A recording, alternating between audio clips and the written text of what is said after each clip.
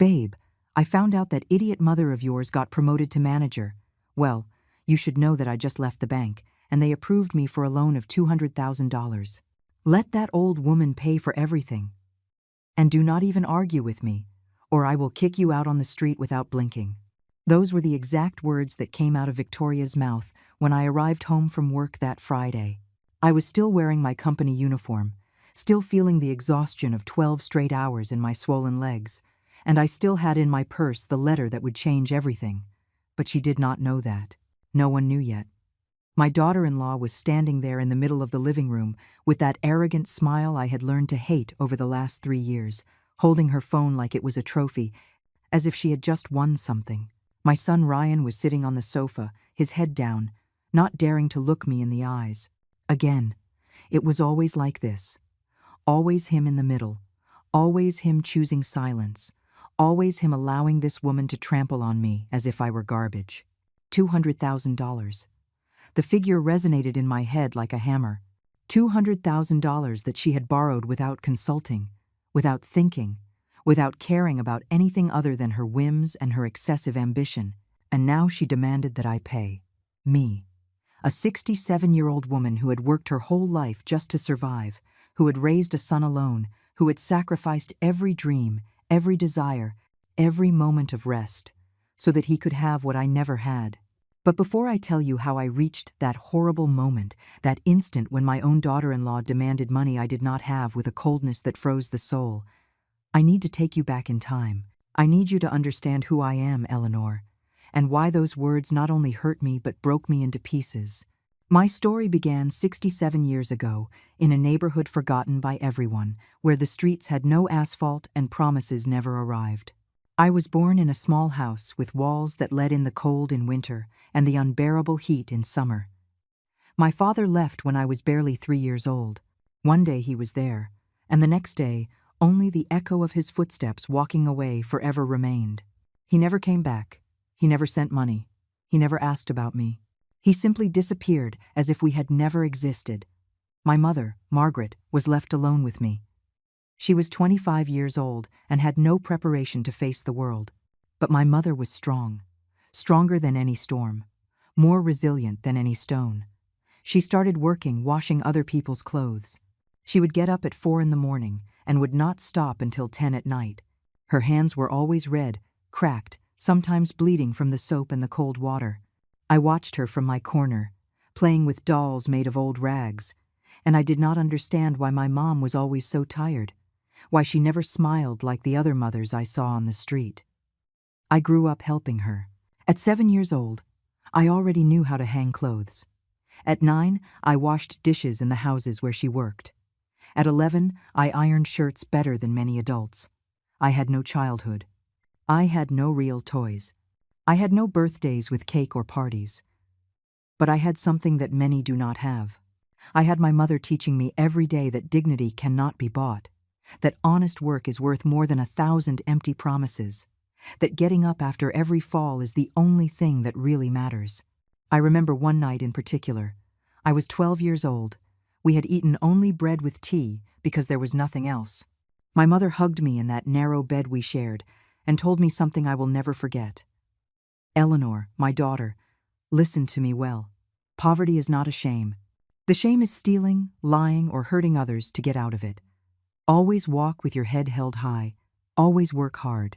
And never, never allow anyone to take away your dignity." Those words remained engraved in my heart like an invisible tattoo that would guide me all my life. My mother died when I was 19 years old, a sudden heart attack, while she was washing clothes in the river. I could not even say goodbye. When I arrived, she was already cold, with her hands still wet, with that expression of eternal tiredness that never abandoned her. I cried for days. I cried until I had no tears left. I was left completely alone in the world, without a father, without a mother, without anyone to hug me when the night became too dark. But I remembered her words. I remembered that she had taught me to be strong. So I dried my tears and moved forward. I got a job in a textile factory. The salary was miserable, the conditions terrible, but it was honest work, and that was enough. Every morning I got up thinking about my mother, imagining that she was watching me from somewhere, proud that I had not given up. It was in that factory where I met James. He worked in maintenance. He was quiet, hard-working, with a shy smile. I fell in love with his simplicity, with how he looked at me as if I were something valuable, something that deserved care. We got married when I was 23 years old. It was a simple ceremony, without luxuries, but full of hope. Finally, I would have a family. Finally, I would not be alone. 2 years later, Ryan was born, my son, my light, my reason to breathe. When I held him in my arms for the first time, I swore that he would have everything I did not have: education, opportunities, limitless love. I swore that he would never go hungry, never feel abandoned, never know the pain of loneliness that I had known. But life has cruel ways of breaking promises. When Ryan was barely 4 years old, James had an accident at the factory, a poorly calibrated machine. They took him to the hospital, but it was too late. He died that same night. And again. Again, I was left alone, but now I had a small son who depended completely on me. I had no time for regrets. The day after the funeral, I was already looking for work. I found a job as a cleaning employee in a logistics company. Double shifts, sometimes triple. I worked during the day cleaning offices, and at night taking care of a sick elderly man. I slept 3 or 4 hours when I could. My body protested, my bones ached, but every time I saw Ryan smile, every time I could buy him school supplies or new clothes, it was all worth it. I raised him alone, completely alone. I went to every school meeting, helped with every homework assignment, attended every event even if I had to miss work and lose the day's pay. Ryan was my pride. He got good grades, he was respectful, affectionate. He hugged me every night and told me, "I love you, Mom. Thanks for everything." Those words gave me the strength to continue, not to collapse under the weight of exhaustion and loneliness. The years passed like that. Me aging rapidly from excessive work, him growing up healthy and strong. I managed to get him to finish high school. I managed, with loans and unimaginable sacrifices, to get him into college. He studied administration. He graduated with honors. I cried with happiness on his graduation day. My son, the son of a washerwoman and a cleaning lady, had a university degree. He had made it. We had made it. I got a better job at the same logistics company where I had been for years. They promoted me to cleaning supervisor. It was not a big deal, but it meant a little more money, a little more stability. Ryan found a job at a marketing firm. He earned well. Finally, after so many years of struggle, it seemed that things were beginning to align. Then Victoria appeared. He met her at work. Victoria was an executive assistant at the same company where Ryan worked. When he introduced her to me for the first time, I felt something strange in my stomach, a restlessness I could not explain. She was beautiful, I could not deny that. Long and shiny hair, always perfectly groomed, elegant clothes that surely cost more than I earned in a month. She smiled a lot, spoke with an almost exaggerated sweetness, called me Mom, with a tone that pretended to be affectionate but sounded fake to me. Ryan was completely in love. He looked at her as if she were an angel come down from heaven. I wanted to be happy for him. I wanted to believe that he had finally found someone who would make him happy, but something inside me screamed a warning that I tried to ignore. Maybe it was just my fear of losing him, I thought. Maybe it was the selfishness of a mother who does not want to let go of her son. So I silenced my doubts and smiled when they announced they were getting married. The wedding was a big event, too big for our possibilities. Victoria's parents had money, a lot of money. They paid for almost everything. I contributed what I could, my savings of years kept for emergencies.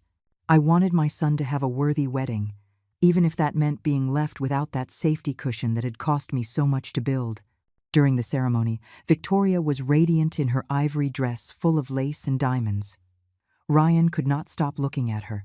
I cried, as all mothers cry when they see their children get married, but my tears also carried a bitter taste that I did not want to acknowledge. The first few months were quiet. They rented a small but pretty apartment in a residential area. I visited them on Sundays. I brought food that I prepared with love. We spent the afternoon together. Victoria was kind, helpful even. She asked me about my work, about my health. She told me that I looked tired and that I should rest more. Ryan seemed happy. I was beginning to think that my doubts had been unfounded, that Victoria was actually a good woman and I had just been an overprotective and distrustful mother. But the masks always end up falling. It is just a matter of time. The change began subtly, so subtly that at first I did not notice it.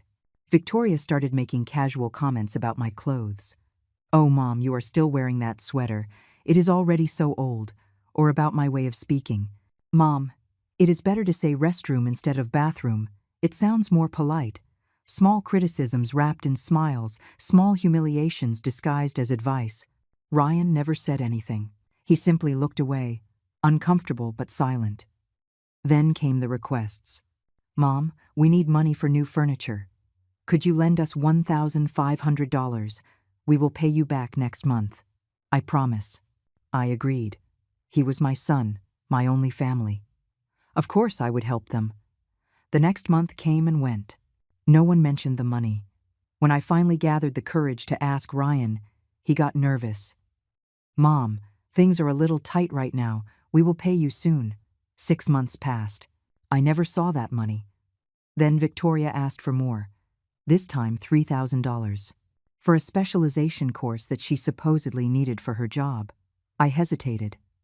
They already owed me the previous money. But Victoria cried.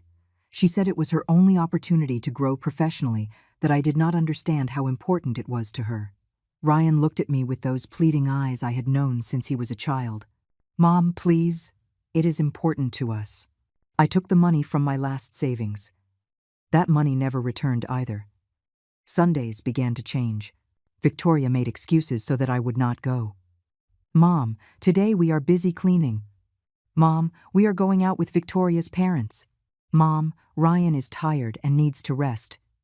The visits became spaced out. Once a month. Once every 2 months. I called my son, and he always sounded rushed, distracted.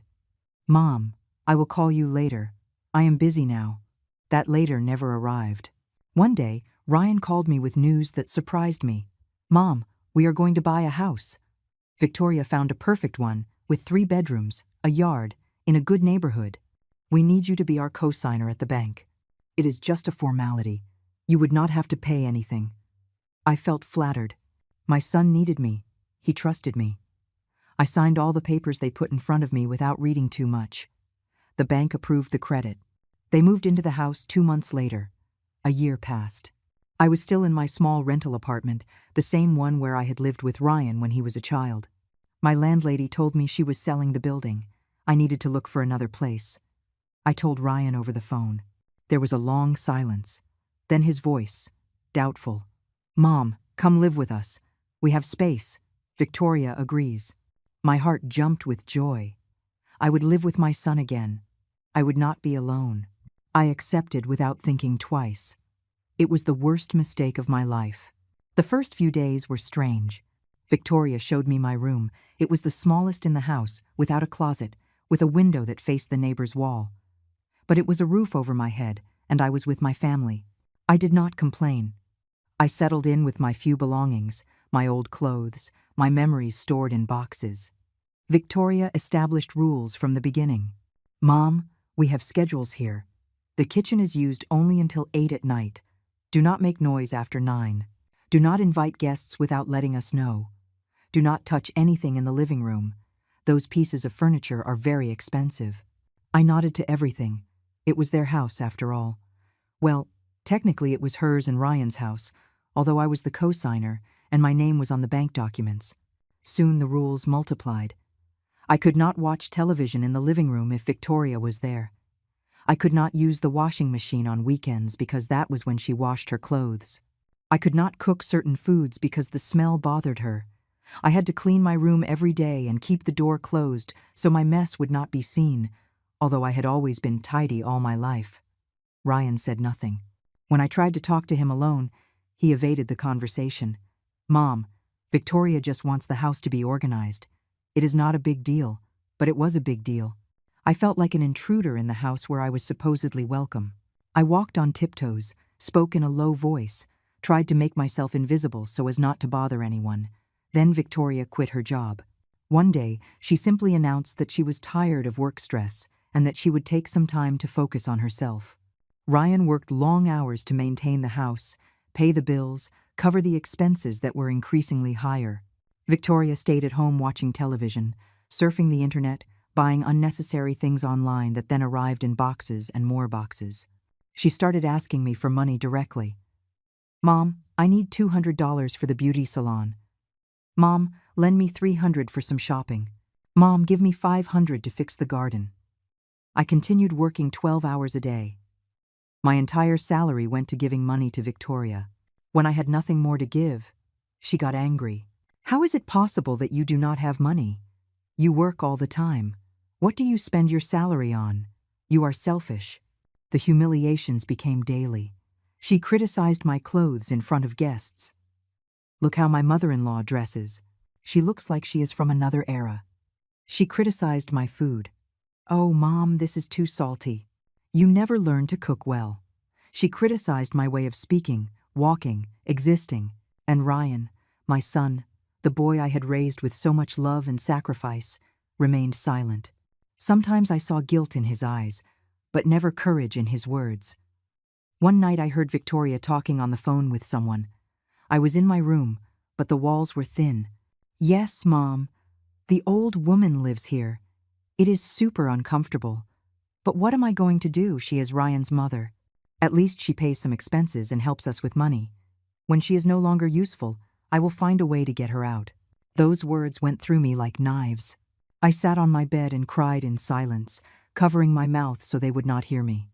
I kept working, I kept giving money, I kept enduring, because he was my son, because I had nowhere else to go, because I thought that maybe, if I was useful enough, quiet enough, invisible enough, Victoria would allow me to stay close to Ryan, my only family in the world.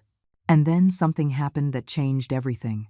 After 25 years at the company, after having started as a cleaning employee and having slowly ascended to supervisor, I was finally called to the Human Resources office. I thought it was a routine meeting, but when I entered, the manager smiled at me and gave me the news. "Eleanor, congratulations. You have been promoted to Manager of General Services. Your dedication and hard work over all these years have finally been recognized." The salary increase would be significant, almost double what I was earning. I felt my heart would explode with joy. Finally, after a lifetime of struggle, something good was happening to me. I walked out of that office, walking on clouds. I called Ryan immediately to tell him. He was happy, or at least that is how it seemed. "That is great, Mom, you deserve it." But his voice sounded distant, distracted. In the background, I heard Victoria asking what was happening. When Ryan told her, there was silence. Then I heard her voice, excited. "Tell her to come for dinner today. We have to celebrate." That night, I arrived home earlier. Victoria had prepared a special dinner. There were candles on the table, glasses of wine.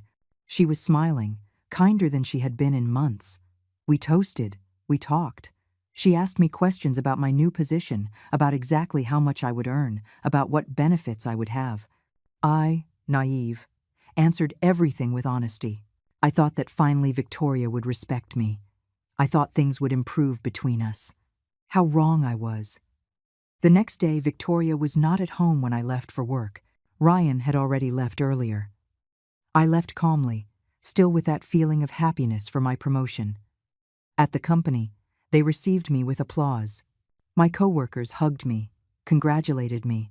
Susan, my friend of so many years, cried with me. "You deserve it, Eleanor. No one has worked as hard as you." That day, I signed the new papers for my contract. Everything was official. I was a manager. When I returned home that night, Victoria was sitting in the living room with her laptop open. She looked at me with a strange smile, a smile that did not reach her eyes. "Mom, good thing you are here. Sit down, we need to talk." Her tone was sweet, but there was something threatening underneath. I sat in front of her, still with my uniform on, still tired from the day. Victoria closed the laptop and leaned forward. "Mom, I have been thinking. Now that you earn double, you can help us much more with the household expenses. This house is big and costs a lot to maintain. It is fair that you contribute more, do you not think?" I nodded, confused. I had always contributed what I could. Of course, Victoria, I can give more for expenses. She smiled. Perfect. Then from now on you are going to pay $1,200 monthly. For food, utilities, your room, everything. $1,200. It was more than half of my new salary. I swallowed hard. Victoria, that is a lot. I also have personal expenses. I need to save something. Her smile disappeared immediately. Personal expenses. Save. Eleanor, you live in our house. You eat our food. You use our electricity, our water, our internet. Or did you think all that was free? Ryan appeared at the kitchen door. He had heard everything. Mom, Victoria is right. Expenses have gone up a lot. If you earn more now, it is fair that you help more. I felt as if I had been slapped. My own son, the son for whom I had sacrificed everything, was asking me to pay to live under a roof that I myself had helped to get by, being his co-signer. But what could I do? I accepted. $1,200 monthly. I would have barely $600 left for myself, for my clothes, my medicines, my needs. After 45 years of working tirelessly, this was what I had left. But Victoria was not finished. A week later, she called me to the living room again. This time she had papers in her hand. Mom, look, Ryan and I are thinking about remodeling the kitchen. We want something modern, functional. We have gotten estimates. It costs $25,000. We thought you could put in $15,000, and we put in $10,000. After all, you also use the kitchen. $15,000. I did not have $15,000. My savings had been exhausted months ago giving money to Victoria. I explained it to her. She frowned, then asked for a loan. With your new position, the bank will approve it easily. I shook my head. Victoria, I cannot go into debt like that. I am already 67 years old. How am I going to pay a loan of that magnitude? She stood up abruptly. You are selfish, Eleanor. You live here practically for free, and you do not want to contribute to improve the house. What kind of mother are you? Ryan entered. He had heard the screams. But instead of defending me, he took Victoria's side. Mom, it is not much what she asks. If you really cared about us, you would do it. My eyes filled with tears. Ryan, son, I have given you everything. Everything I have. Everything I am. How can you ask me this? He looked away. I do not know, Mom, maybe you are right. Leave it. It does not matter. Victoria grabbed him by the arm. Of course it matters, Ryan. Your mother has to understand that everyone contributes here. They went to their room together, leaving me alone in the living room, crying in silence. The following days were horrible. Victoria stopped talking to me. She ignored me completely. When I entered a room, she left. She did not cook for me. I had to make my own food and could only use the kitchen after 9 at night when they had already had dinner. Ryan did not speak to me either. He left early for work and returned late, locking himself in his room. I felt invisible, worse than invisible. I felt like a nuisance, like garbage that no one wants but they also do not dare to throw away. I kept going to work, doing my job, smiling at my colleagues. No one knew what I was living at home. No one knew that the successful manager they saw in the office was an old woman humiliated and mistreated by her own family. Susan noticed that something was wrong. One day she invited me for coffee after work. Eleanor, you are very thin. You are not eating well. What is wrong with you? I told her a little, not everything. I was ashamed to admit that my son treated me like that. She got angry. Eleanor, that is not right. That woman is using you, and your son is a coward for allowing it. You should leave that house. I shook my head. He is my only son, Susan. He is my only family. I cannot leave him. 2 months passed. I kept paying my $1,200 monthly. Victoria kept ignoring me. Ryan kept avoiding me. And I kept existing in that limbo of loneliness and sadness, working all day to keep a roof over my head in a house where I was not welcome. Then one Friday, I arrived from work and found Victoria euphoric. She was talking on the phone, laughing, celebrating something.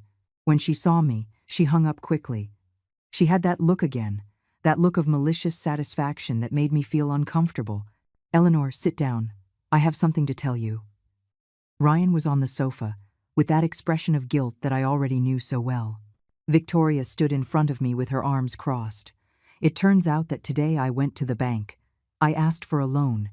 They approved me for $200,000. I felt the air escaping from my lungs. $200,000. "What do you need so much money for, Victoria?" she smiled. "To open my own business. I have always wanted to have a clothing boutique.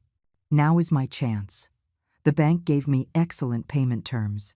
I stared at her, not understanding what that had to do with me. Then she dropped the bomb. "And since you are now a manager and earn well, you are going to pay the loan installments. Simple." My brain took a few seconds to process what I had just heard. "Excuse me, what did you say?" she repeated, slower, as if speaking to an idiot. "That you are going to pay my loan. Ryan and I already have many expenses. But you have that new salary that you almost do not use for anything, so it is perfect." I stood up from the chair. "Victoria, you are crazy. I am not going to pay a loan that you took out without consulting me. For a business that is yours. That is ridiculous." Her face transformed. The mask of sweetness fell completely. "Eleanor, you are going to pay that loan. The installments are $3,200 monthly. And if you do not pay them, I will kick you out of this house right now. I do not care that you are Ryan's mother. I do not care that you have nowhere to go. You go to the street." I looked at Ryan, seeking support, looking for my son to defend me even just once. He had his head down, his hands shaking. "Ryan, please, tell her something. Tell her that this is wrong." He looked up. His eyes were wet, but his voice was firm. "Mom, Victoria is right. The loan is already done, and you earn enough to pay the installments. I do not see what the problem is. If you really loved us, you would do it without hesitation." Something broke inside me at that moment. Something that could never be repaired. My son, the child who had grown inside me, who had nursed from my breast, who had learned to walk holding my hand, was telling me to pay an absurd loan for his manipulative wife or go to the street. And the worst part was that he really believed it. Victoria had convinced him that I was the bad one, the selfish one, the one who did not want to help. $3,200 monthly, plus the $1,200 I already paid. That added up to $4,400. My entire salary as a manager was $4,800.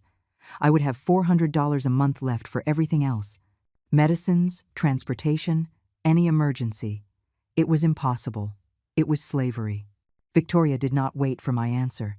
She took some papers from the table and put them in front of me. "Here is the loan contract.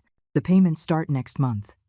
I expect your deposit on the 5th of every month, without fail." My hands were shaking when I took the papers. I read the letters blurred by tears I could not contain. $200,000. 5 years of payments. $3,200 monthly, all in Victoria's name. I did not appear anywhere. Simply, I was expected to pay for a loan I had not asked for, had not signed, that did not benefit me in anything. I stood there with the papers in my hand, feeling my life collapsing. Victoria turned around and went up the stairs without saying anything else. Ryan stayed a moment looking at me. I could see conflict in his eyes. Guilt, maybe, but not enough to make him change his mind. "Mom, it is just money. It is not a big deal." Then he also went up, leaving me alone in the living room with my devastation. That night, I did not sleep. I sat in my small room staring at the ceiling. 45 years working. 45 years sacrificing myself. And this was my reward. Being extorted by my daughter-in-law and abandoned by my son. I thought about my mother, Margaret. What would she tell me if she saw me now? Probably she would tell me to run away, to get away from such toxic people. But how could I leave? Ryan was my blood. He was the only thing I had left in this world.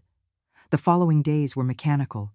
I went to work, smiled, signed documents, directed my team. In the company, everyone admired me.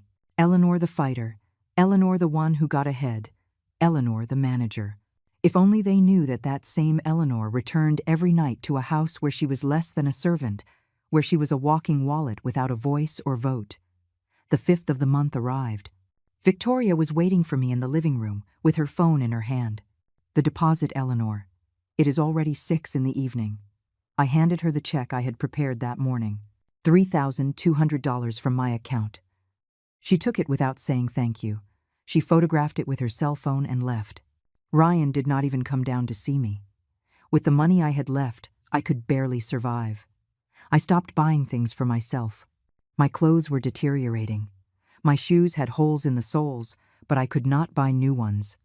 I stopped going to the doctor because I could not pay for the visits. I had pains in my knees, in my back, but I ignored them. I ate the minimum. Bread, tea, some cheap vegetables. I lost 22 pounds in 2 months. Susan worried more. "Eleanor, you are wasting away. What is happening to you? I need the truth." This time I told her everything. Every detail. Every humiliation. Every dollar they took from me. She went pale with rage. "Eleanor, that is abuse. Financial abuse. That woman is destroying you, and your son is letting it happen. You have to report them. You have to leave." I shook my head. "I cannot, Susan. If I leave, I lose Ryan forever." She grabbed my hands. "You already lost him, Eleanor. The Ryan you raised no longer exists. That woman turned him into another person." Her words hurt me because they were true. My son had changed. The sweet and grateful boy had become a weak and manipulated man. But I still clung to the hope that one day he would wake up, that one day he would remember everything I had done for him and defend me. Victoria began bringing friends to the house.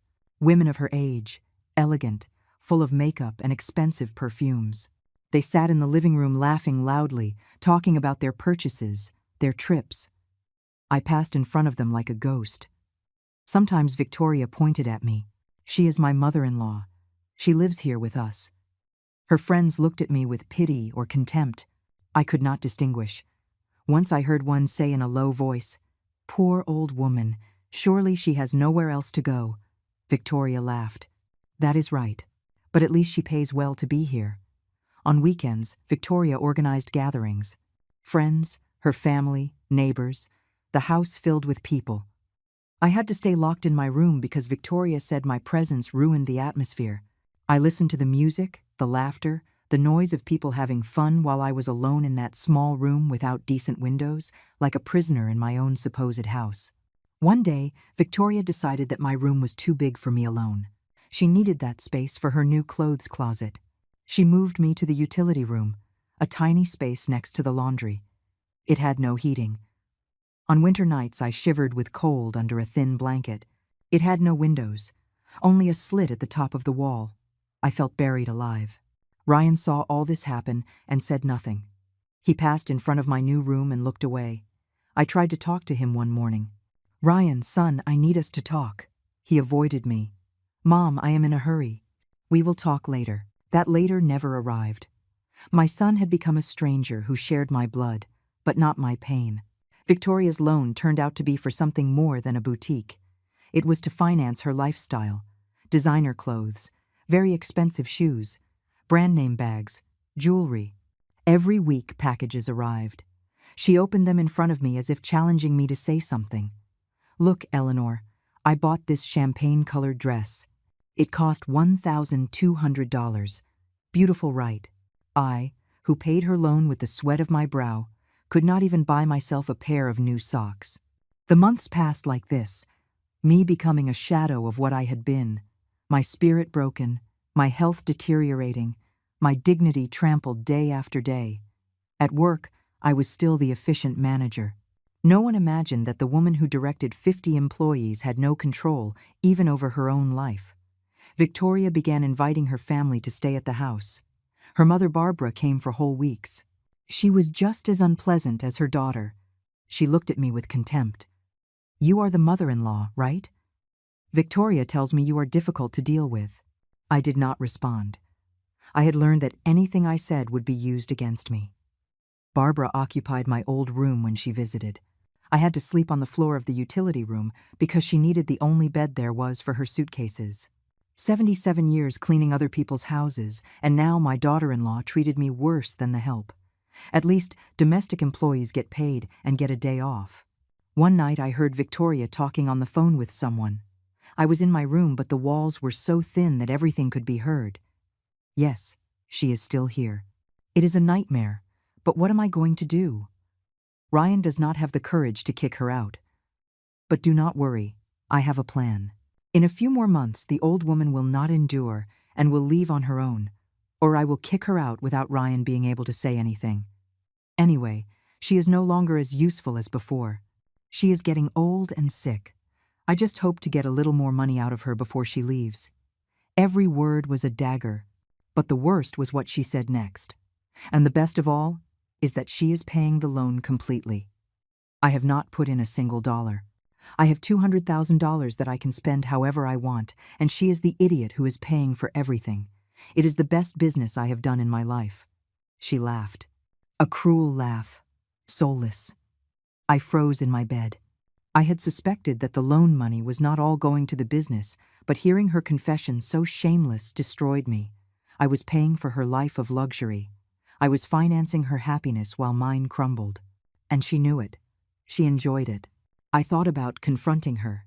I thought about telling Ryan what I had heard. But what was the point? He already knew what kind of woman Victoria was, and he had chosen her over me. Nothing I said would change that.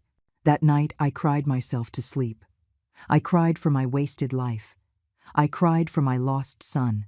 I cried for the mother I was, and whom I no longer recognized in the mirror. I had aged 10 years in 6 months. My hair completely gray, deep wrinkles on my face, dull eyes without shine. The strong and dignified Eleanor the first had died. In her place remained a tired and defeated old woman. Another fifth of the month arrived, another deposit of $3,200. Victoria received it without even looking at me. I went to work with an empty stomach because I did not have money even to buy bread. In the office, I almost fainted. Susan took me to the infirmary. The company doctor examined me. Eleanor, you are malnourished. Your blood pressure is dangerously low. You need to eat well and rest. If you continue like this, you are going to end up in the hospital. I told him I was fine, that it was just tiredness, but we both knew it was a lie. I returned to my desk and kept working. What else could I do? If I missed work, they would fire me. If they fired me, I would have no way to pay Victoria's loan. If I did not pay the loan, Victoria would kick me out on the street. I was trapped in a vicious circle with no exit. Victoria increased her demands. Now she wanted me to also pay for her car insurance, her credit cards, her gym memberships. Every week she appeared with a new bill that I had to cover. Eleanor, I need $500 for the spa. Eleanor, give me $300 for the hairdresser. Eleanor, pay my cell phone, which is $200 monthly. I had nothing left anymore. My bank account was empty days after receiving my salary. I started selling my things. First, the jewelry my mother had left me. A gold ring, some silver earrings, a chain that had belonged to my grandmother. I sold them for almost nothing at a pawn shop. That money served to pay Victoria's demands for 2 weeks.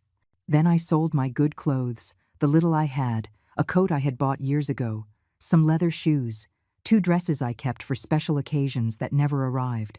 Susan found out when she saw me using the same clothes 3 days in a row.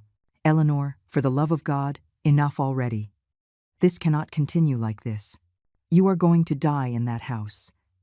That woman is killing you slowly, and your son is letting it happen. You have to leave. Come live with me. I have space. You do not have to pay anything. You just have to get out of there before it is too late. Her offer touched my heart. But how could I accept? How could I go and leave Ryan forever? I still had that absurd hope that one day he would react, that one day he would return to being my son. Susan, I thank you, truly, but I cannot. Not yet. She shook her head, frustrated.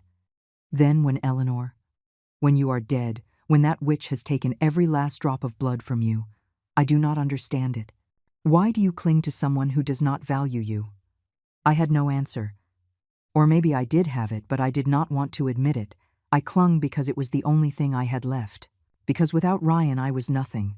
I was an old and lonely woman in a world that had no space for people like me. At least living in that house, I was close to my son, even if he ignored me. At least I could see him from afar, even if he no longer spoke to me. It was pathetic, but it was my reality. One day, Victoria organized a birthday party for Ryan. She invited dozens of people. She decorated the whole house with balloons and lights. She hired a catering service. The food was abundant and expensive. There was a huge 3-tier cake. Everything was excessive and luxurious. I was not invited to participate.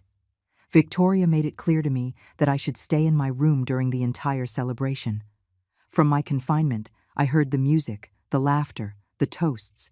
I heard people congratulate Ryan. I heard Victoria give a speech about how much she loved her husband, about how he was the best man in the world.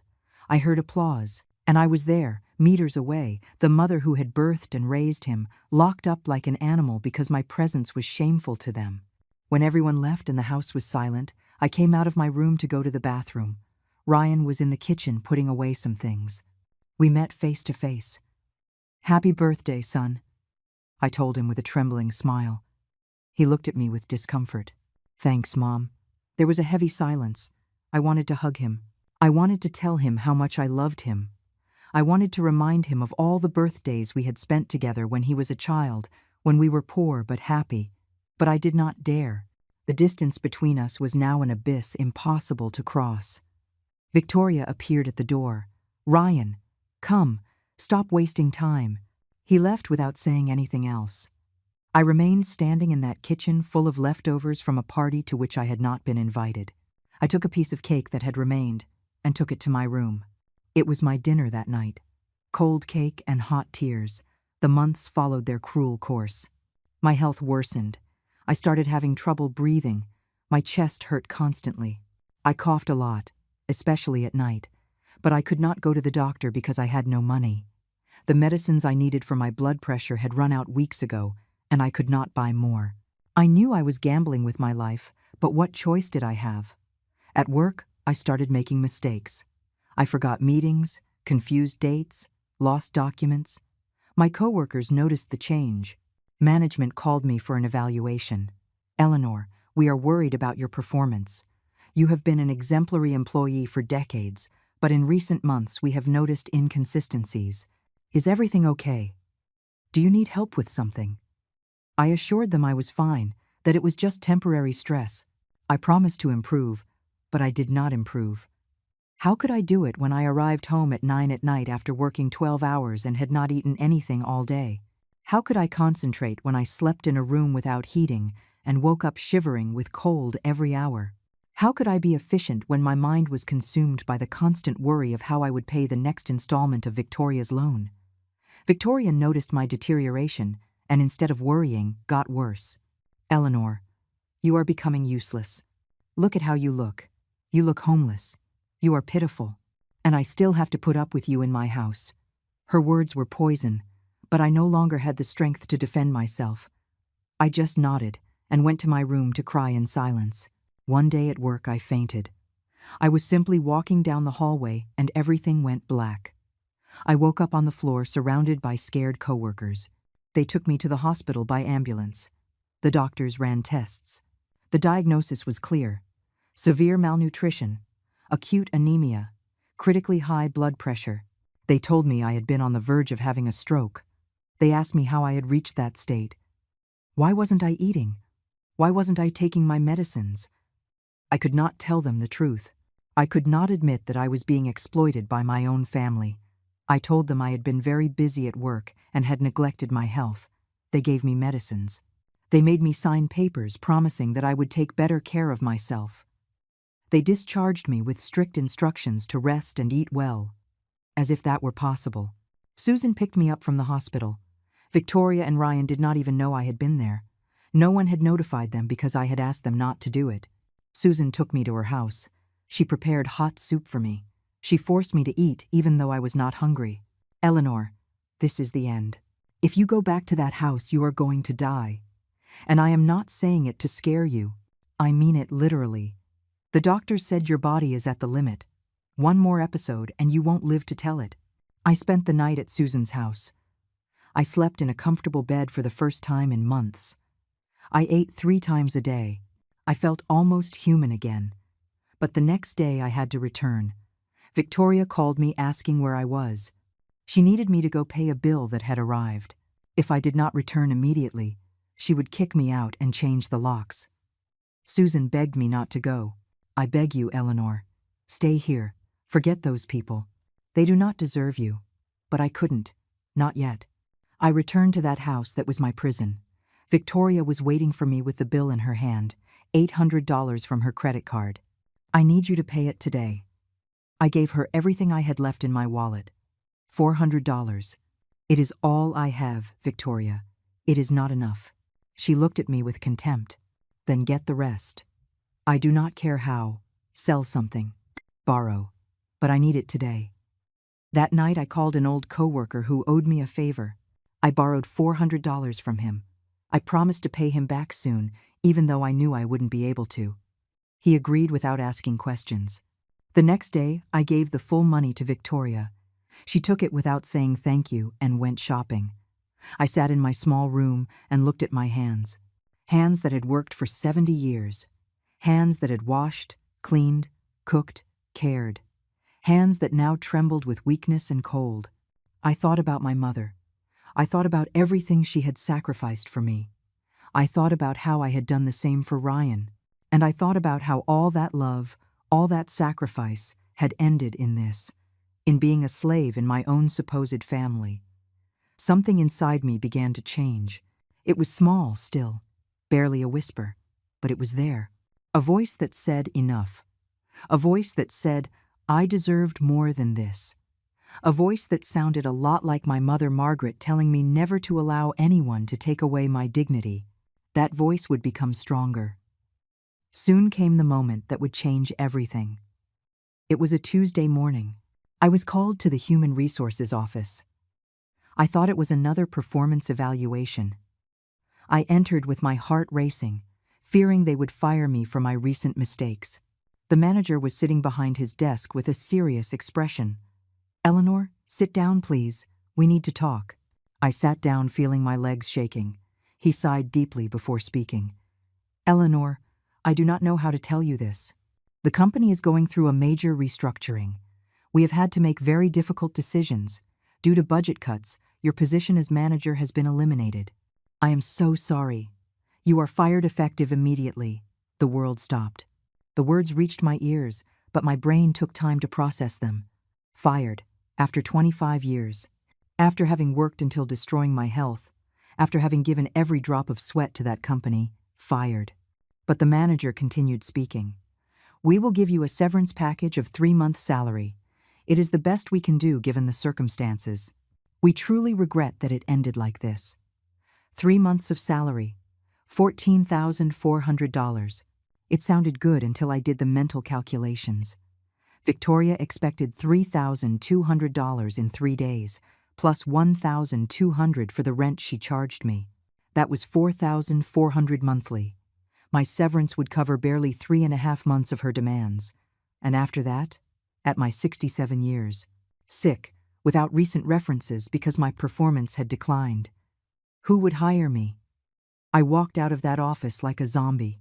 I collected my things from my desk. 25 years fit in a small cardboard box. Photos, a mug, some personal papers. Susan ran towards me when she saw me packing. What happened? They fired you. Her face paled when I nodded. My God, Eleanor, what are you going to do now? I had no answer. I simply hugged the box against my chest and left the building for the last time. On the way home, I thought about not going back. I thought about taking a bus anywhere and disappearing. I thought about going to Susan's house and finally accepting her offer to stay there. I thought about many things, but my feet took me back to that prison because I needed to face reality. I needed to tell Victoria that I could no longer pay her absurd loan because I no longer had a job. I arrived at 2 in the afternoon. Victoria was in the living room watching television and eating imported chocolates that probably cost more than I spent on food in a week. She looked at me surprised. What are you doing here so early? You should be working. I sat in front of her, still with my cardboard box in my hands. Victoria, I need to tell you something important. They fired me today. I no longer have a job. I expected to see her surprised, worried, maybe even understanding, but her reaction was completely different. She stood up with a jump with her eyes wide open. "What did you say?" "They fired you. And how are you going to pay my loan then?" Her first concern was not for me, was not for my well-being, was not for how I would survive. It was for her damn loan. "Victoria, I won't be able to keep paying. I received a severance of 3 months, but after that I won't have any more income. I am 67 years old. Getting another job is going to be very difficult." She began to walk from one side to another like a caged lion. "No, no, this cannot be happening. You have to get another job immediately. I do not care in what. Cleaning bathrooms, washing dishes, whatever. But that loan has to be paid." I tried to reason with her. "Victoria, please, try to understand. I am old. I am sick. I cannot continue working 12 hours a day. My body can no longer take it. I need to rest. I need to take care of my health." She looked at me with a coldness that froze my blood. "Your health does not matter to me, Eleanor. What matters to me is that you signed a commitment to pay that loan, and you are going to fulfill it even if you have to sell a kidney." At that moment, Ryan arrived from work. He heard the last part of the conversation. "What is happening here? Why are you shouting?" Victoria turned to him dramatically. "Your mother lost her job. Now she says she cannot pay the loan. What are we going to do, Ryan? That loan is in my name. If it is not paid, my credit history will be ruined." Ryan looked at me with a mixture of disappointment and anger that broke my soul. "Mom, how could you lose your job? Now you left us in a terrible situation." Those words were like slaps. How could he blame me? How could he not see that I had been fired, that it had not been my fault? "Ryan, son, it was not my decision. The company had cuts. Many employees were fired. Not just me." Victoria intervened with poison in her voice. "Surely they fired you for being incompetent. I knew you were not as good as you said. You probably did your job wrong, and that is why they kicked you out." Something broke inside me. Years of enduring humiliations, years of staying silent, years of allowing this woman to trample on me. Everything exploded at that moment. I stood up and faced her for the first time. "Shut up, Victoria. You know nothing about my work. You know nothing about the sacrifice I made for 25 years. You know nothing about anything. And that loan that worries you so much, that loan that I've been paying with my blood, was never for a business, right? It was to finance your life of luxury, your compulsive shopping, your whims. I saw the bills. I saw the packages. I know what you spent every dollar on." Victoria turned red with rage. "How dare you speak to me like that? This is my house. Ryan, say something to your mother. Tell her to apologize to me right now." I expected Ryan to finally defend me. I expected that for once he would take my side. But his answer destroyed me. "Mom, apologize to Victoria. You are crossing the line. She gave you a roof. She allowed you to live here. And this is how you repay her." Something died in my heart in that instant. The last hope I had of getting my son back vanished like smoke. I looked Ryan in the eyes and did not recognize the man I had in front of me. This was not my son. This was a stranger with his face. A weak and cowardly stranger who had chosen a manipulative woman over his own mother. "I am not going to apologize," I said with a firm voice.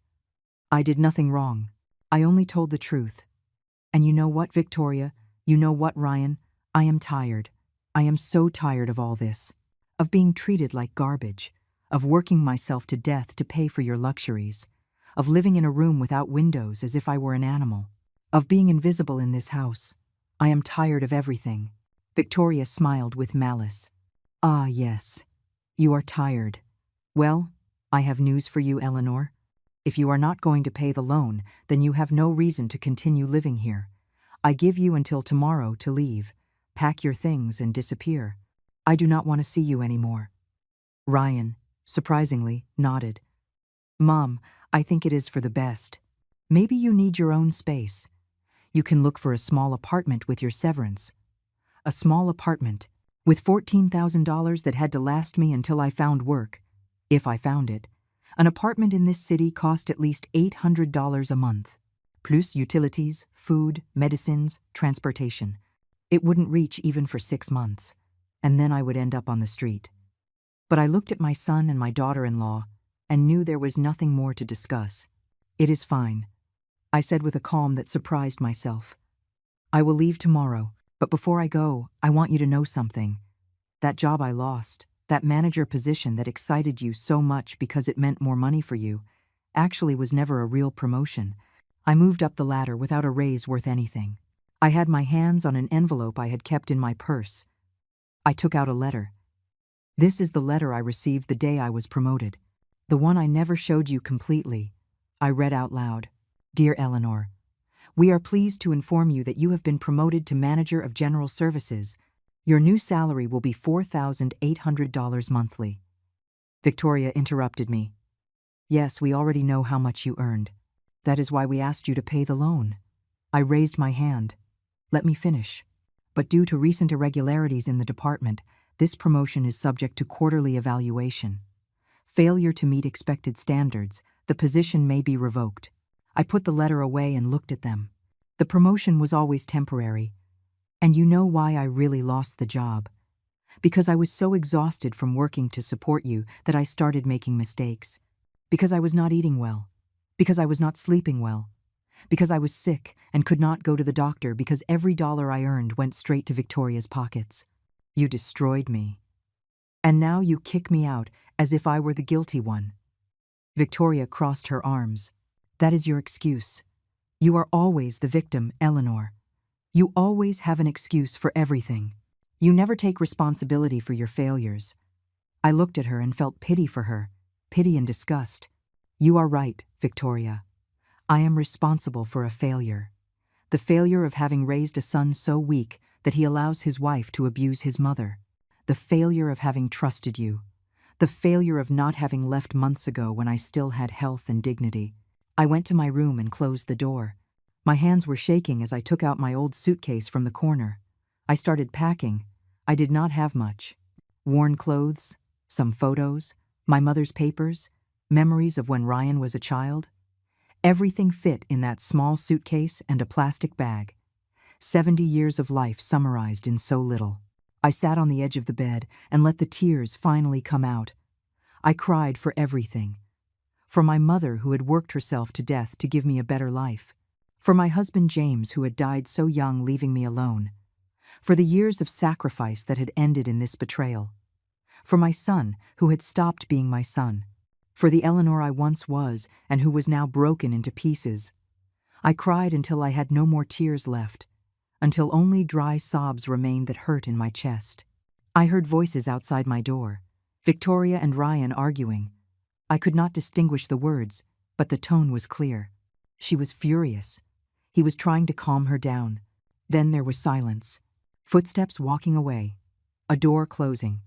And I was still there, alone in that cold room, packing the end of my life as I knew it. That night I did not sleep. I stayed sitting in the dark thinking about what I would do. Calling Susan was the obvious option, but I felt ashamed. How would I tell her that finally they had kicked me out as she had predicted?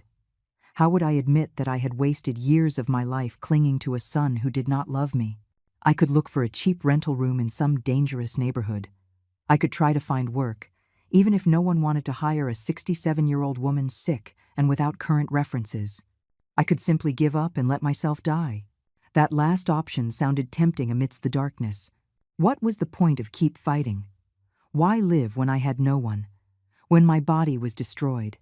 When my heart was broken beyond repair? It would be so easy to simply close my eyes and never open them again. But then I remembered my mother's words. Dignity cannot be bought. Dignity is not lost even if they want to take it from you. Dignity is in how you get up after every fall. I got out of bed. I opened my suitcase again and took out an old envelope I had kept for years. Inside were photos of Ryan when he was a baby. Ryan taking his first steps. Ryan on his first day of school. Ryan graduating from college. I looked at every photo and tried to remember the sweet boy he had been. But that boy no longer existed. The man he had become was someone I neither knew nor wanted to know. I took the photos and one by one I tore them up. Every piece was a piece of my heart, but it was also a piece of liberation. I broke the past. I broke the illusions. I broke the false hope that things would change. When I finished, I put all the pieces in the trash. It was time to let go. It was time to leave. Dawn broke. I heard movement in the house. Ryan getting ready to go to work. Victoria in the shower singing as if nothing had happened. I finished packing. I dressed in my best clothes, even though they were old and worn. I combed my hair. I looked in the mirror. The woman staring back at me was older, tired, with deep wrinkles and sad eyes. But there was something else. There was determination. There was strength. There was dignity recovering slowly. I came out of my room with my suitcase and my bag. Victoria was in the kitchen drinking coffee. Ryan was reading the newspaper. Neither looked at me when I entered. I put my things by the door. I returned to the kitchen. I stood in front of them. I need you to know something before I go. Something I kept for this moment. Victoria looked up with boredom. What now, Eleanor? More drama. I do not have time for this. I took another envelope out of my pocket. This envelope contained papers I had reviewed last night in my room. Papers I had signed 2 years ago when Ryan bought the house. Do you remember, Victoria, when you asked me to be a co-signer for the house loan? I agreed signing without reading too much because I trusted my son. Well, last night I read everything carefully. It turns out that according to the contract we signed, I am not just a co-signer, I am a co-owner of this house. My name is on the deed along with Ryan's. This house is legally 50% mine. Victoria spat out her coffee. What are you saying? That is a lie. Ryan paled. Mom, it is not exactly like that. The agent said it was just a formality. I read out loud. By means of this document, Ryan Mendez and Eleanor Mendez acquire in joint tenancy the dwelling located at 345 Margarita Street. Both parties have equitable rights and obligations regarding the property. I looked up. Equitable means 50% for each one. Victoria stood up furious. That cannot be. Ryan, fix this right now. Call the lawyer. That old woman cannot be the owner of my house. My house, she said. But it was not her house. It was Ryan's and mine. Victoria was not even on the papers, because when they bought the house, she had no job or verifiable income. Everything had been in Ryan's name, and by extension mine, as co-signer and co-borrower. Ryan, this is true. Your name and mine are on the deed. This house legally belongs to me 50%. Ryan could not look at me. Mom, yes, technically it is like that, but it was just so the bank would approve the credit easier. It does not mean you are really an owner, Victoria screamed. Of course, she is not an owner. This is our house. We bought it. She just signed some papers. That does not give her any right. I walked towards the door and took my suitcase. You know what, Victoria? You are right.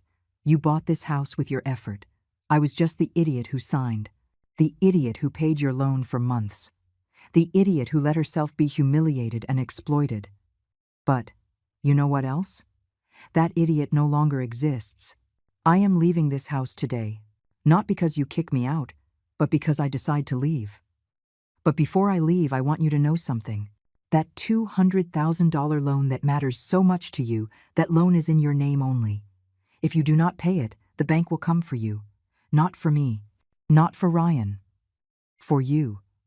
And when you cannot pay, when your credit history is destroyed, when you have to sell everything to cover the debt, remember this moment. Remember that you had someone paying it for you and you kicked her out. Victoria laughed nervously. I do not care. I will get the money another way. I do not need you, Eleanor. I never needed you. You were just convenient. I nodded. I know. I always knew it deep down. But there was one thing you did not know, Victoria. That promotion that excited you so much. That promotion to manager that made you think you could squeeze me for years. It never really existed. Ryan frowned. What do you mean, Mom? I took the last paper out of my purse. The real letter from the company. Not the one I had shown you yesterday. The real one. This is the letter I received 3 days ago. Before they fired me. Before all this. I read out loud. Dear Eleanor, we regret to inform you that, due to corporate restructuring, your current position will be eliminated. The manager position you occupied temporarily will be revoked, and you will be relocated to your previous position of supervisor with corresponding salary. If you do not accept, your contract will be terminated." Silence filled the kitchen. Victoria looked at me without understanding. Ryan had his mouth open. I continued. "There was never a real promotion. It was temporary from the beginning. They gave it to me for 3 months while they looked for someone younger for the permanent position. When they found no one, they decided to eliminate the position completely. My manager salary only lasted 2 months. The last month I had already returned to my previous salary of $2,400. Victoria screamed hysterically. "But you paid the loan. You paid $3,200 every month. Where did you get the money if you did not have that salary?" I looked her straight in the eyes. "I sold everything I had. My mother's jewelry, my clothes. I asked friends for loans. I went into debt up to my neck, all to pay your loan while you bought yourself $1,000 dresses, all while I starved in that cold room. All because I thought that if I endured, if I was useful, if I paid, maybe my son would still love me." Ryan finally spoke with a broken voice. "Mom, why didn't you say anything? Why did you keep paying if you didn't have the money?" I looked at him with infinite sadness. "Because you are my son, Ryan. Because a mother does anything for her son, even destroy herself, even die slowly. But not anymore. I have nothing more to give. I have nothing left to sacrifice." Victoria was pale, processing the information. Then you have no more money. You won't be able to pay any more installments." Her voice was shaking. I nodded. "I have nothing, Victoria. My severance of $14,000 is all I have left in the world. And I am not going to give you a single dollar more. You are going to have to pay your loan alone, as it always should have been." She turned to Ryan, desperate. "Ryan, do something. She cannot leave like this. We need her to pay. How are we going to cover $3,200 monthly? I do not work. You earn barely enough for household expenses. We are going to sink." Ryan was paralyzed, looking at me as if he saw me for the first time in years. "Mom, wait. Do not go like this. We can talk. We can reach an agreement. An agreement." After years of abuse, he wanted to negotiate. I shook my head. "There is nothing to talk about, Ryan. You kicked me out of this house yesterday. Victoria gave me until today to leave.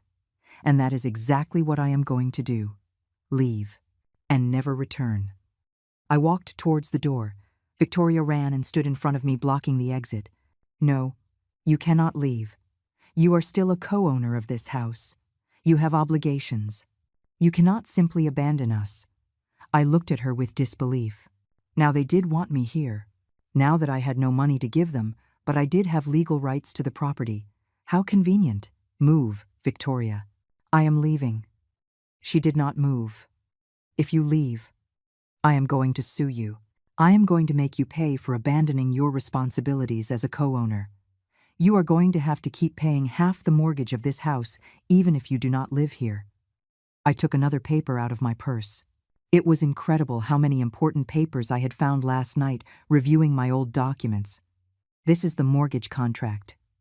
It says clearly that monthly payments are the responsibility of the residents of the property. I am no longer going to reside here. Therefore, I have no obligation to pay. Furthermore, if you check Clause 7, it says that any co-owner can sell their share at any time. I am considering selling my 50%. Victoria's face went from anger to pure terror. "You cannot do that. If you sell your share, a stranger would own half my house. They could force us to sell the whole property." I smiled without humor. "Exactly. It is my legal right. And maybe I will. Maybe I will sell my share to a real estate agency. With the $14,000 severance plus whatever they pay me for my part of the house, I could rent a decent place for years while I look for work calmly." Ryan intervened with panic in his voice. "Mom, you cannot do this to us. You are going to leave us on the street. This house is all we have. If we lose it, where are we going to live?" I stared at him. "And where did you think I would sleep tonight? Under a bridge, maybe. On the street. Did you care?" He lowered his gaze, ashamed. "It is different, Mom. We are young. We can recover. But you are already old. Those words hurt me more than any insult from Victoria.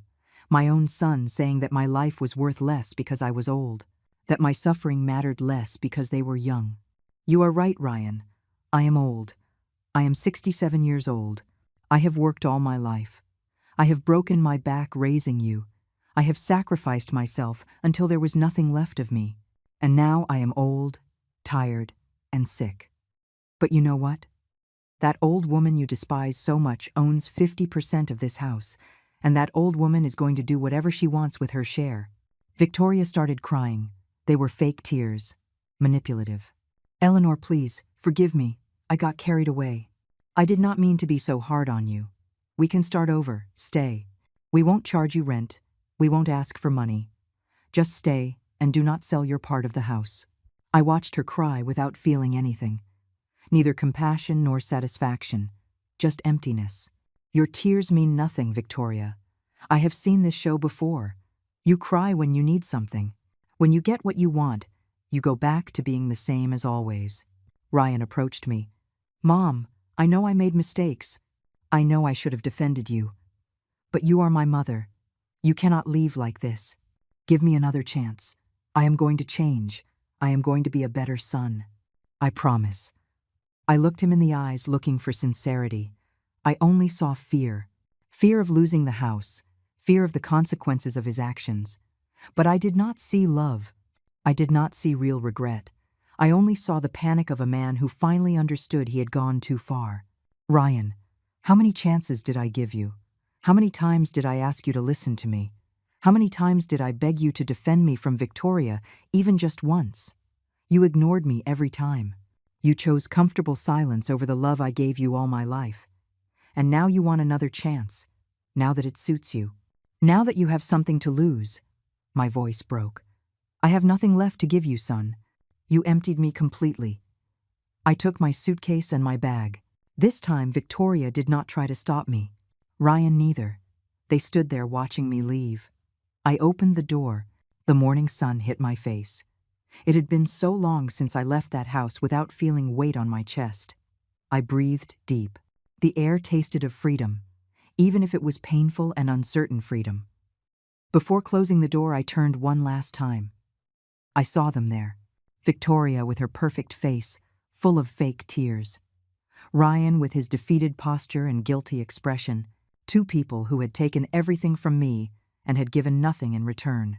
I want you to know something. I do not hate you. Hate requires energy I no longer have. I simply release you. I release you from the burden of having to pretend you love me.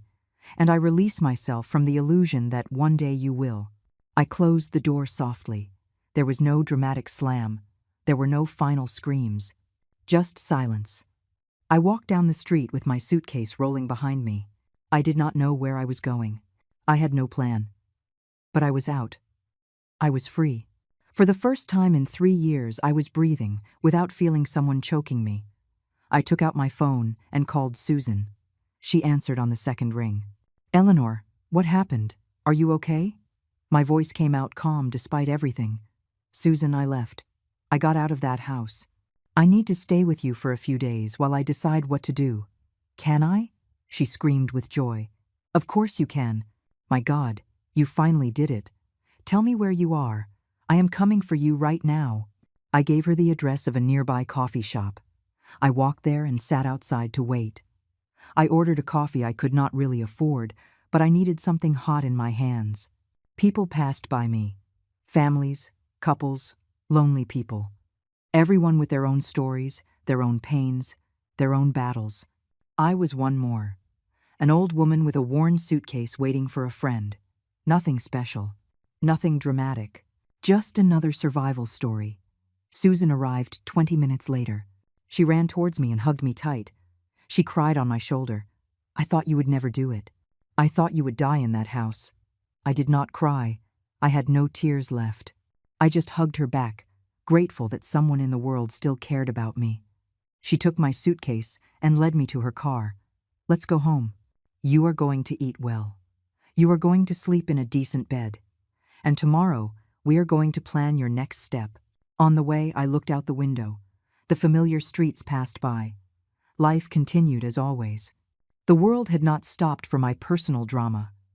People kept working, laughing, living, and I would continue too. I did not know how. I did not know how much time I had left considering my deteriorated health, but I would continue. Because that was what my mother had taught me. Move forward no matter how many times they knock you down. We arrived at Susan's house. It was a small apartment, but clean and warm. She showed me the guest room. It had a real bed with clean sheets, windows with natural light, heating. It was a palace compared to the utility room where I had lived. This is too much, Susan. I cannot accept. She took my hands. Eleanor, you are my friend, my sister practically. Stay as long as you need. You owe me nothing. Just recover. Just be yourself again. That night I slept 12 hours straight, without interruptions, without cold, without fear. When I woke up, Susan had prepared breakfast. Eggs, toast, fruit, juice. Real food. I ate slowly, savoring every bite. My stomach had forgotten what it was to feel full. Susan sat across from me. Now, what are you going to do? I thought before answering. I am going to rest for a week. I am going to eat well. I am going to regain some strength. And then, I am going to look for work. Whatever, wherever. I no longer have pride. I just need to survive. Days passed. Susan was right. Eating well and sleeping in peace did wonders. I started feeling a little more human. My pains did not disappear, but they became more tolerable. My mind cleared. For the first time in years, I could think without the constant fog of exhaustion and hunger. I started looking for work. I applied to supermarkets, stores, restaurants, anything. Most rejected me as soon as they saw my age. Some did not even call me back. One afternoon I received an unexpected call. It was an unknown number. I answered with caution. Hello. A man's voice on the other end. Mrs. Eleanor Mendez. I am speaking from the law firm Ramirez and Associates. We are calling on behalf of your son Ryan Mendez regarding the property on Margarita Street. My heart raced. What about the property? The lawyer continued. Your son wishes to buy your share of the property. He is offering $20,000 for your 50%. $20,000. The house had cost $250,000. My half was worth $125,000. They were offering me less than a fifth of its real value. It was an insult. I told the lawyer I would think about it and hung up. Susan was in the kitchen and had heard. What did they offer you? I told her. She exploded. $20,000. That is ridiculous. That house is worth much more. Do not accept, Eleanor. Sell your share at its real price, or better yet, force them to sell the whole house and divide the profits equally. She was right.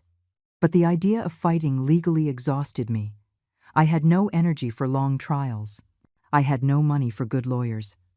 Ryan and Victoria probably counted on that. They counted on me being so tired and desperate that I would accept any crumb. That night I could not sleep thinking about what to do. In the morning I made a decision. I called the lawyer back. Tell your client I reject his offer. My share of the property is worth $125,000. That is what I want. If he cannot pay that amount, then I will proceed to sell my share to a third party or force the complete sale of the property. He has 1 week to decide. The lawyer stuttered, surprised. Ma'am, that amount is very high. Your son does not have those resources. Then he does not have my part of the house. I replied firmly and hung up. 2 days later, Ryan appeared at Susan's house. He knocked on the door early in the morning. Susan opened and almost closed the door in his face. What do you want here? Do you have no shame coming after everything you did to her? Ryan looked terrible. Swollen eyes, wrinkled clothes, unshaven beard. Please, I need to talk to my mom. Just 5 minutes. Susan looked at me, waiting for my decision. I nodded. Let him in. Ryan entered and stood near the door as if fearing to get closer. Mom, thanks for seeing me. I need to talk to you. I sat on the sofa and pointed to a chair. Sit down. Say what you have to say. He sat on the edge of the chair nervously. Mom, about the house. I cannot pay you $125,000. I do not have that money. Victoria and I can barely cover the monthly expenses without your help. Her loan is drowning us." I said nothing. I just looked at him waiting. He continued, "I ask you please to accept the 20,000. It is all I can gather selling some things, and with help from Victoria's parents. If you do not accept, we are going to lose the house anyway because we cannot pay. And we both will be left with nothing." His voice broke. "Mom, I know I hurt you. I know I was a bad son. But please, for the last time, help me. For the last time." It was always for the last time. How many last times had there been? "Ryan, you sold Victoria's car. You sold those expensive jewels you bought her. You sold the designer furniture that filled the house." He nodded, ashamed. "Everything. We sold everything. And still we only reached 20,000. Victoria had to ask her parents for money, which was humiliating for her. Her parents, who always spoiled her, now judge her for getting into this situation. I felt a pinch of satisfaction imagining Victoria humiliated in front of her family, but it was not enough. And the loan of 200,000. Who is paying it? Ryan lowered his head. "We are 2 installments behind. The bank already called us. If we do not pay soon, Victoria can end up with legal problems. She cries every day. She does not leave the house. Her friends stopped visiting her when they found out about our economic situation. Part of me wanted to feel compassion. Part of me wanted to give in and help them once more. But that part had died in that cold room where I had lived as a prisoner. Ryan, for years I asked you for help. I begged you to defend me. I begged you to see how Victoria treated me. You ignored me every time. Now you ask me for help. And you expect me to simply forget everything and rescue you again." He had tears in his eyes. "Mom, you are right. I was a coward. I let Victoria mistreat you. I chose my comfort over your well-being. I have no excuse. I am a bad son, and I do not deserve your forgiveness. But Mom, you are my mother. You cannot simply abandon me." I looked at him for a long time. "You are my son, Ryan. That is never going to change. But being your mother does not mean letting myself be destroyed by you. It does not mean sacrificing myself until death while you and your wife live comfortably at my expense." I stood up and walked to the window. Outside life continued normal. People going to work, children going to school. The world turning indifferent to our family drama. "Ryan, I am going to tell you something, and listen well. I am not going to accept 20,000 for my share of the house. But I am not going to force the immediate sale either. I am going to give you 6 months.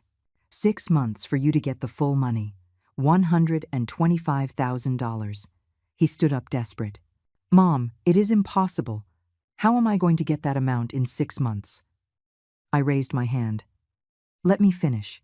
If in 6 months you do not have the money, then I will sell my share to the highest bidder or force the sale of the whole property.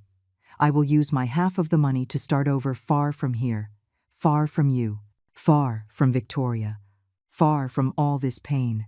"But Mom," he tried to protest. "No buts, Ryan. This is my last offer. Take it or leave it." He stayed quiet, processing. Finally, he spoke with a small voice. "And if I get the money? After I pay you, are you going to come back to my life? Can we have a relationship again?" I looked at him with sadness. "I do not know, Ryan. Honestly, I do not know. The damage you did to me is very deep.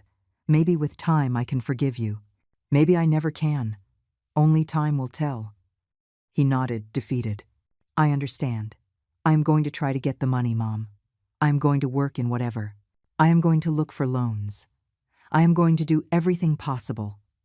He walked towards the door. Before leaving, he turned. "Mom, I truly am sorry. I am sorry for everything. I wish I could turn back time and do it differently." I did not respond. He left, closing the door softly. Susan came out of the kitchen where she had been listening to everything. "You did the right thing. That boy needs to learn that actions have consequences." I sat down, feeling the weight of the world on my shoulders. "I hope so, Susan. I hope I do not regret it." Months passed. I got a job as a cashier at a supermarket. The salary was low, $700 a month, but it was something. It was enough to help Susan with some expenses and save a little. My health improved slowly. I started taking medicines again. I ate 3 times a day.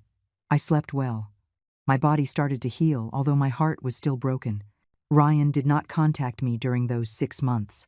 I knew nothing of him or Victoria. Susan investigated a little and discovered that they had put the house for sale.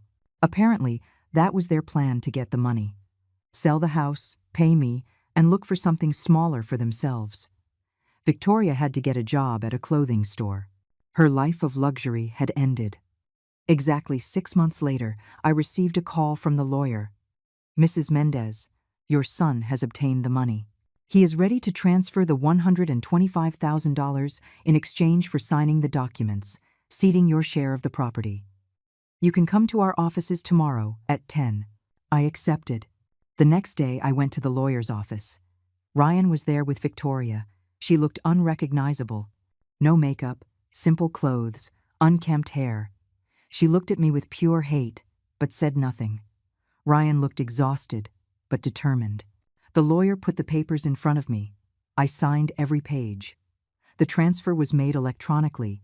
$125,000 appeared in my account. I stood up to leave. Ryan stopped me. "Mom, wait, it is done. We already paid you. We can try to fix things now." I looked him in the eyes. Those eyes that once had looked at me with pure love. "Ryan, I wish you the best. Truly. I hope you learn from this. I hope you value the right people before it is too late. But I need time. A lot of time. Maybe someday we can talk. But not today. Today I just need to move on with my life." I walked out of that office feeling strangely light. I had money. I had recovering health. I had a loyal friend. I had freedom. I had no family, but maybe that was okay. Maybe it was time to build something new. Something for me. I rented a small but cozy apartment. I decorated with simple things I liked. I kept working at the supermarket not out of necessity, but because it kept me busy. I made new friends. I started living for myself for the first time in 70 years. A year later, I received a letter from Ryan. He asked to see me. He said he had been in therapy, that he finally understood all the damage he had caused, that he had separated from Victoria, that he wanted to try to rebuild our relationship if I was willing. I put the letter away without answering immediately. Maybe someday I would be ready. Maybe not. But that decision was mine. And that was the only thing that mattered. Life had taught me that love is not sacrificing yourself until you disappear. That family is not who shares your blood, but who values your existence. That dignity is the only thing no one can take from you unless you allow it. And I no longer allowed it. Never again.